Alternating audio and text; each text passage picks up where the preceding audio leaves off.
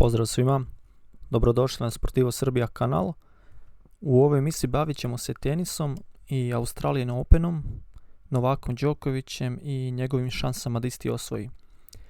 Ukratko, ukoliko u sljedećih par dana Đoković sanira povredu koju očigledno ima, mislim da ladno dolazi do finala, što bi rekli da pregazit će ih kao plitak potok. Možda preambiciozno zvuči, ali zaista u njegovoj strani žreba ja ne vidim bilo koga koji može ozbiljno da ugrozi Đokovića.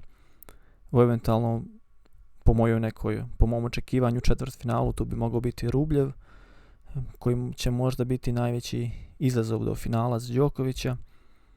Tako da očekujem ga u finalu i očekujem pobjedu u finalu kogod da bude protivnik. Naravno, ukoliko zdravstveno sve bude u redu, mislim da je motivacija na njegovoj strani.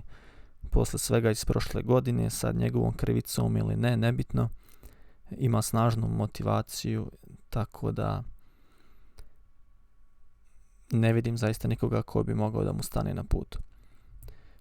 S druge strane žreba, očekujem Nadala do četvrtfinala, jer eventualno tu bi trebao da se susretne sa Medvedevim, koga vidim kao favorite za finale sa te strane žreba. I moja lična očekivanja su da će se finale ponoviti kao pre 2 godine, gdje su igrali Đoković i Medvedev. Ukratko, to je to. Medvedev je moj favorit na toj strani, Đoković na drugoj. I u međusobnom okršaju mislim da će Đoković opet možda 3-1, ali svakako slaviti. Što se tiče ovog meča, to bi trebalo više manje da bude rekreacija, zagrevanje za ozbiljnije mečeve koji mogu biti već tamo negdje smina finala, četvrtfinale, polufinale. Sve do tada je, da kažem, hvala Bogu, na rasporedu su neki mečevi koji služe samo za podizanje forme.